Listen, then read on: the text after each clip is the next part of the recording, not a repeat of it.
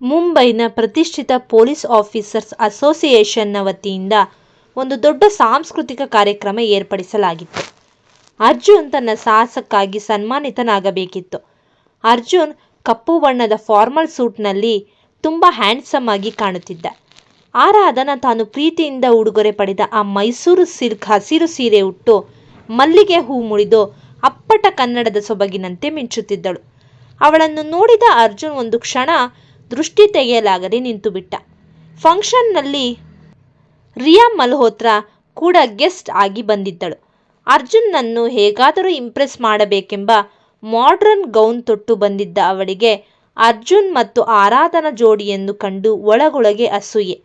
ಕಾರ್ಯಕ್ರಮದ ಕೊನೆಯಲ್ಲಿ couple dance announce ಆಯಿತು.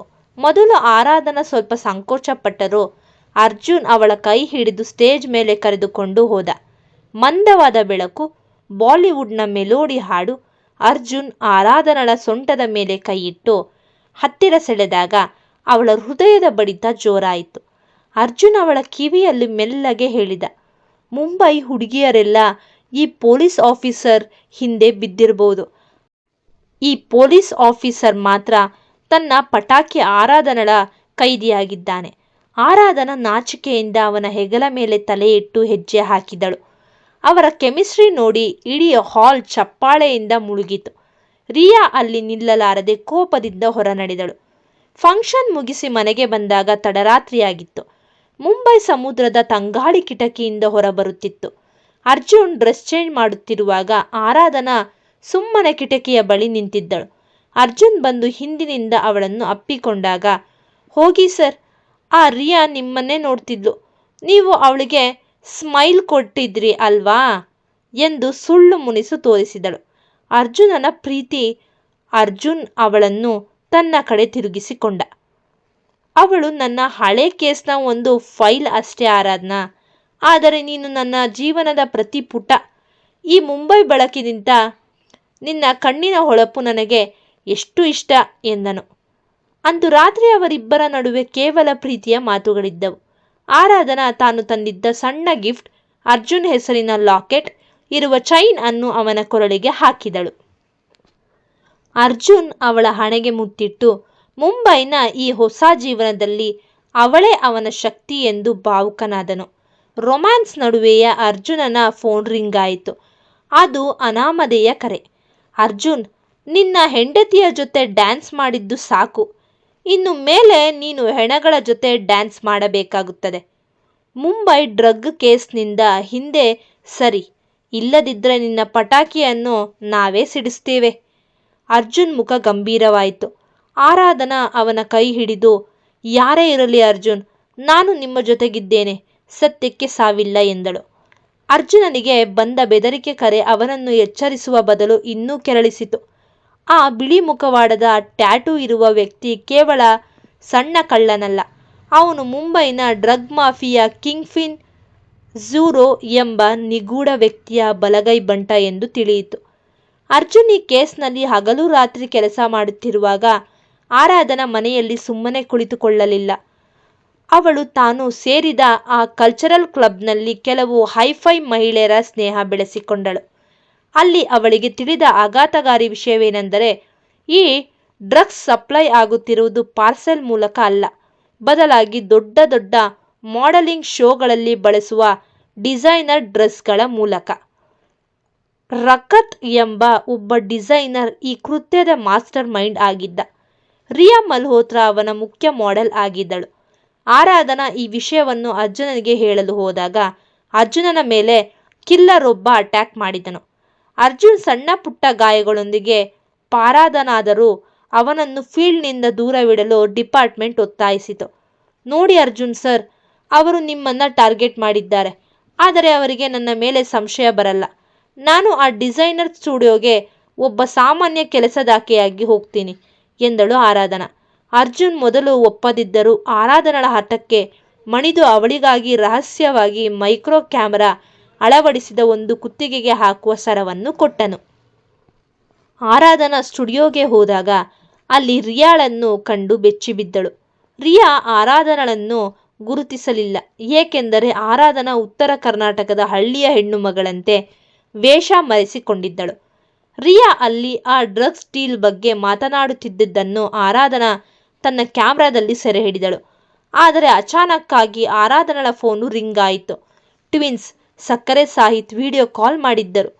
ಫೋನ್ ಸೌಂಡ್ ಕೇಳಿ ರಿಯಾ ಮತ್ತು ಅವಳ ಗೂಂಡಾಗಳು ಆರಾಧನಳನ್ನು ಸುತ್ತುವರಿದರು. ಯಾರು ನೀನು? ನನ್ನನ್ನು ಫಾಲೋ ಮಾಡ್ತಿದ್ದೀಯಾ ಎಂದು ರಿಯಾ ಕಿರುಚಿದಾಗ ಆರಾಧನಾ ತನ್ನ ವೇಷ ಕಳಚಿ, ನಿನ್ನನ್ನು ಫಾಲೋ ಮಾಡೋಕ್ಕೆ ನೀನೇನು ಅಪ್ಸರೇನಾ?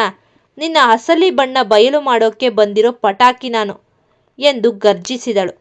ಗೂಂಡಾಗಳು ಆರಾಧನಳನ್ನು ಹಿಡಿಯಲು ಬಂದಾಗ ಆರಾಧನಾ ತನ್ನ ಬ್ಯಾಗ್ನಲ್ಲಿದ್ದ ಪೆಪ್ಪರ್ ಸ್ಪ್ರೇ ಮತ್ತು ಮನೆಯಿಂದ ತಂದಿದ್ದ ಖಾರದ ಪುಡಿಯನ್ನು ಅವರ ಕಣ್ಣಿಗೆ ಎರಚಿದಳು. ಅಷ್ಟರಲ್ಲಿ ಅರ್ಜುನ್ ತನ್ನ ಟೀಮ್ ಜೊತೆ ಸ್ಟುಡಿಯೋದ ಗಾಜು ಒಡೆದುಕೊಂಡು ಎಂಟ್ರಿ ಕೊಟ್ಟನು. ಭೀಕರ ಫೈಟಿಂಗ್ ನಡೆಯಿತು. ಅರ್ಜುನ್ ಆ ಡಿಸೈನರ್ ರಕತ್ನನ್ನು ಹಿಡಿದು ಲಾಕ್ ಮಾಡಿದರೆ ಆರಾಧನಾ ಓಡಿ ಹೋಗುತ್ತಿದ್ದ ರಿಯಾಳ ಜುಟ್ಟು ಹಿಡಿದು ಎಳೆದು ತಂದಳು.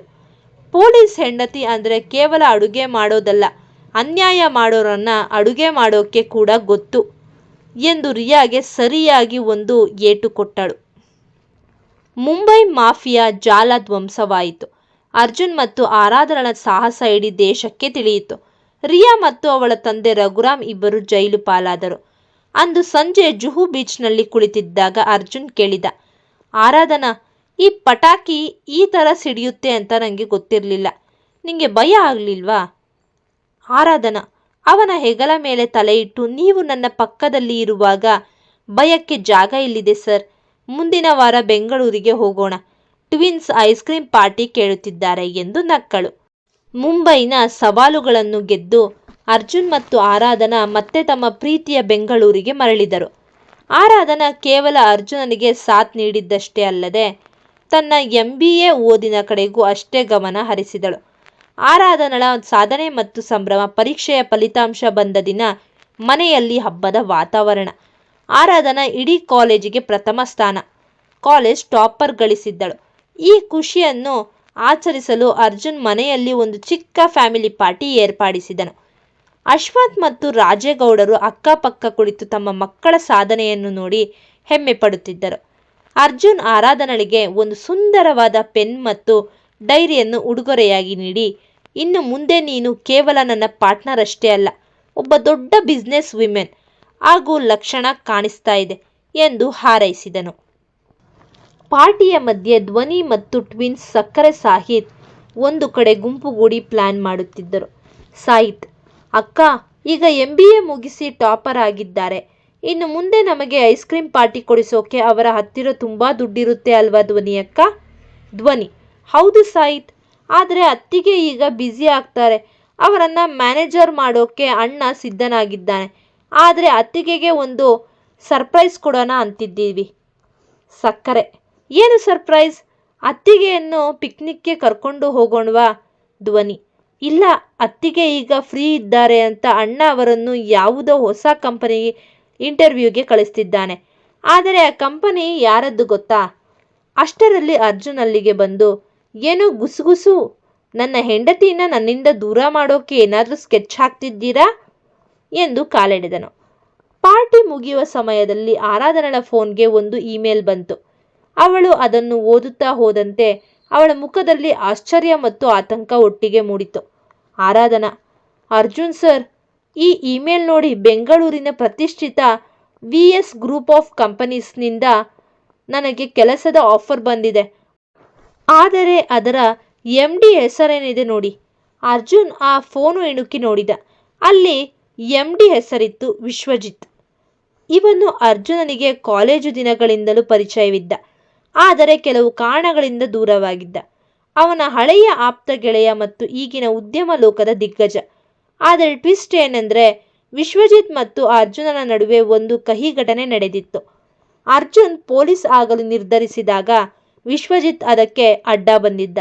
ಅಷ್ಟೇ ಅಲ್ಲ, ವಿಶ್ವಜಿತ್ ಈಗ ರಿಯಾ ಮಲ್ಹೋತ್ರಳ ದೂರದ ಸಂಬಂಧಿ ಎಂಬ ಸತ್ಯ ಕೂಡ ಅರ್ಜುನನಿಗೆ ತಿಳಿದಿತ್ತು. ಅರ್ಜುನ್, ಆರಾಧನಾ, ಈ ಕಂಪನಿಗೆ ನೀನು ಹೋಗೋದು ಬೇಡ ಅನ್ಸುತ್ತೆ. ವಿಶ್ವಜಿತ್ ಅಂದುಕೊಂಡಷ್ಟು ಸರಳ ವ್ಯಕ್ತಿಯಲ್ಲ. ಅವನು ನಿನ್ನ MBA ರಿಸಲ್ಟ್ ನೋಡಿ ಕರೆದಿದ್ದಾನೋ ಅಥವಾ ನನ್ನ ಮೇಲೆ ಸೇಡು ತೀರಿಸಿಕೊಳ್ಳೋಕೆ ನಿನ್ನನ್ನು ದಾಳವಾಗಿ ಬಳಸುತ್ತಿದ್ದಾನೋ ಗೊತ್ತಿಲ್ಲ. ಆರಾಧನಾ ಕಿರುನಗೆ ಬೀರುತ್ತಾ, ಅರ್ಜುನ್ ಸರ್, ಪಟಾಕಿ ಅಂದರೆ ಬರೀ ಶಬ್ದ ಮಾಡೋಲ್ಲ, ಅವಶ್ಯಕತೆಗೆ ಬಿದ್ದಾಗ ಬೆಂಕಿ ಆಗೋದು ಗೊತ್ತು. ಆ ವಿಶ್ವ ಯಾರೇ ಆಗಿರಲಿ, ನಿಮ್ಮ ಎದುರಾಳಿ ಅಂದರೆ ಅವನು ನನ್ನ ಶತ್ರು ಕೂಡ. ಅವನ ಆಫರ್ ಒಪ್ಪಿಕೊಂಡು ಅವನ ಕಂಪನಿಯ ಒಳಗಿನ ರಹಸ್ಯಗಳನ್ನೆಲ್ಲ ಹೊರತಂದರೆ ಹೇಗೆ? ಅರ್ಜುನ್ ಮತ್ತು ವಿಶ್ವಜಿತ್ ಕಾಲೇಜು ದಿನಗಳಲ್ಲಿ ಪ್ರಾಣ ಸ್ನೇಹಿತರಾಗಿದ್ದರು. ಆದರೆ ಒಂದು ಪೊಲೀಸ್ ಕೇಸ್ನಲ್ಲಿ ವಿಶ್ವಜಿತ್ ತಪ್ಪುಗಳನ್ನೇ ಅರ್ಜುನ್ ಎತ್ತಿ ತೋರಿಸಿದ್ದಕ್ಕೆ ಅವರಿಬ್ಬರ ಸ್ನೇಹ ಮುರಿದು ಬಿದ್ದಿತ್ತು. ಈಗ ವಿಶ್ವಜಿತ್ ತನ್ನ ಅಧಿಕಾರ ಬಳಸಿ ಆರಾಧನೆಗೆ ಅಪಾಯಿಂಟ್ಮೆಂಟ್ ಲೆಟರ್ ಕಳಿಸಿದ್ದಾನೆ. ಆರಾಧನಾ ಕ್ಯಾಬಿನ್ ಒಳಗೆ ಹೋದಾಗ ವಿಶ್ವಜಿತ್ ಕುರ್ಚಿಯಲ್ಲಿ ಆರಾಮಾಗಿ ಕುಳಿತಿದ್ದ. ವೆಲ್ಕಮ್ ಆರಾಧನಾ, ಅರ್ಜುನನ ಹೆಂಡತಿ ನನ್ನ ಕಂಪನಿಯಲ್ಲಿ ಕೆಲಸ ಮಾಡ್ತಿದ್ದಾಳೆ ಅನ್ನೋದೇ ನನಗೆ ದೊಡ್ಡ ಗೆಲುವು ಎಂದು ನಕ್ಕನು. ಆರಾಧನಾ ತಣ್ಣಗೆ ಉತ್ತರಿಸಿದಳು, ನಾನು ಇಲ್ಲಿಗೆ ಬಂದಿರೋದು ಅರ್ಜುನನ ಹೆಂಡತಿಯಾಗಿ ಅಲ್ಲ, ಒಬ್ಬ MBA ಟಾಪರ್ ಸ್ಟೂಡೆಂಟ್ ಆಗಿ. ನಿಮ್ಮ ಗೆಲುವು ಅಥವಾ ಸೋಲು ನನ್ನ ಕೆಲಸದ ಮೇಲೆ ಇರಲಿ, ನಮ್ಮ ಹಳೆಯ ವೈಯಕ್ತಿಕ ವಿಚಾರಗಳ ಮೇಲಲ್ಲ. ಮನೆಯಲ್ಲಿ ಧ್ವನಿ ಮತ್ತು ಟ್ವಿನ್ಸ್ ಈ ವಿಷಯ ಕೇಳಿ ಸುಮ್ಮನಿರಲಿಲ್ಲ. ವಿಶ್ವಜಿತ್ ಆರಾಧನೆಗೆ ತೊಂದರೆ ಕೊಡಬಹುದು ಎಂಬ ಸಂಶಯ ಅವರಿಗಿತ್ತು. ಧ್ವನಿ, ಅಣ್ಣ, ಆ ವಿಶ್ವಜಿತ್ ಸರಿಯಾದವನಲ್ಲ, ಅತ್ತಿಗೆಯನ್ನ ಯಾಕೆ ಅಲ್ಲಿಗೆ ಕಳಿಸಿದೆ? ಅರ್ಜುನ್, ಧ್ವನಿ, ಆರಾಧನೆಗೆ ಈ ಸವಾಲು ಬೇಕು ಅಂತ ಅವಳೇ ನಿರ್ಧರಿಸಿದಳು. ಅವಳು ಕೇವಲ ಕೆಲಸ ಮಾಡಲ್ಲ, ವಿಶ್ವಜಿತ್ ನನ್ನ ಮೇಲೆ ಯಾಕೆ ಈಗ ಕಣ್ಣಿಟ್ಟಿದ್ದಾನೆ ಅನ್ನೋ ರಹಸ್ಯವನ್ನು ಕಂಡುಹಿಡಿತಾಳೆ. ಟ್ವಿನ್ಸ್, ಸಕ್ಕರೆ ಸಾಯಿತ್ ಮಾವ, ನಾವು ಕೂಡ ಅತ್ತಿಗೆಗೆ ಹೆಲ್ಪ್ ಮಾಡ್ತೀವಿ. ನಾವು ಆಫೀಸ್ಗೆ ಡಿಟೆಕ್ಟಿವ್ ಥರ ಹೋಗಿ ಅಲ್ಲಿ ಏನಾಗ್ತಿದೆ ಅಂತ ನೋಡ್ಕೊಂಡು ಬರ್ತೀವಿ ಎಂದು ತಮ್ಮ ಆಟದ ಬೈನಾಕ್ಯುಲರ್ ತೋರಿಸಿದರು. ಇಡೀ ಮನೆಯಲ್ಲಿ ನಗು ಉಕ್ಕಿತ್ತು. ಒಂದು ವಾರದ ನಂತರ ಆರಾಧನೆಗೆ ಕಂಪನಿಯ ಹಣಕಾಸಿನ ಫೈಲ್ಗಳನ್ನು ನೋಡುವಾಗ ಒಂದು ಅಕ್ರಮ ವ್ಯವಹಾರದ ಸುಳಿವು ಸಿಕ್ಕಿತು. ವಿಶ್ವಜಿತ್ ತನ್ನ ಕಂಪನಿಯ ಮೂಲಕ ಹಳೆಯ ರಾಜಕಾರಣಿ ರಘುರಾಮ್ ರಿಯಾಳ ತಂದೆ ಜೈಲಿನಲ್ಲಿದ್ದರೂ ಅವರ ಬೇನಾಮಿ ಹಣವನ್ನು ವೈಟ್ ಮನಿ ಮಾಡುತ್ತಿದ್ದ. ಆರಾಧನಾ ಈ ಫೈಲ್ ಅನ್ನು ಅರ್ಜುನನಿಗೆ ಕಳುಹಿಸಲು ಪ್ರಯತ್ನಿಸಿದ್ದಾಗ ವಿಶ್ವಜಿತ್ ಅವಳನ್ನು ತಡೆದನು. ವಿಶ್ವಜಿತ್, ಆರಾಧನಾ, ಈ ಫೈಲ್ ನೀನು ಅರ್ಜುನನಿಗೆ ಕೊಟ್ಟರೆ ನಿನ್ನ ಅಪ್ಪ ರಾಜೇಗೌಡರ ಹಳೆಯ ಜಮೀನು ವ್ಯವಹಾರದ ಒಂದು ಕಪ್ಪು ಚುಕ್ಕೆ ಹೊರಬರುತ್ತೆ. ನಿರ್ಧಾರ ನಿನ್ನದು. ನಿನ್ನ ಗಂಡನ ಕರ್ತವ್ಯವೋ ಅಥವಾ ನಿನ್ನ ತಂದೆಯ ಮರ್ಯಾದೆಯೋ? ಆರಾಧನಾ ಒಂದು ಕ್ಷಣ ದಬಾಬಿಸದಿದ್ದರೂ ತನ್ನ ಪಟಾಕಿ ಸ್ಟೈಲ್ನಲ್ಲಿ ಅವನ ಕಣ್ಣಲ್ಲಿ ಕಣ್ಣಿಟ್ಟು ಹೇಳಿದಳು, ವಿಶ್ವಜಿತ್, ನಿನಗೆ ನನ್ನ ಅಪ್ಪನ ಬಗ್ಗೆ ಗೊತ್ತಿಲ್ಲ ಅನ್ಸುತ್ತೆ. ಅವರು ಸತ್ಯಕ್ಕಾಗಿ ಮಣ್ಣು ತಿನ್ನೋಕೆ ಸಿದ್ಧರಿದ್ದಾರೆಯೇ ಹೊರತು ನಿನ್ನಂಥವರ ಮುಂದೆ ತಲೆ ತಗ್ಗಿಸಲ್ಲ. ಈ ಫೈಲ್ ಅರ್ಜುನನ ಕೈ ಸೇರೋದು ಗ್ಯಾರಂಟಿ. ಈ ಕತೆ ನಿಮಗೆ ಇಷ್ಟವಾದಲ್ಲಿ ಬೆಲ್ ಐಕಾನ್ ಮೇಲೆ ಕ್ಲಿಕ್ ಮಾಡಿ ಸಬ್ಸ್ಕ್ರೈಬ್ ಆಗಿ, ಆ ನಂತರ ಕತೆಯನ್ನು ವೀಕ್ಷಿಸಿ ನಮಗೆ ಪ್ರೋತ್ಸಾಹಿಸಿ. ಧನ್ಯವಾದಗಳು.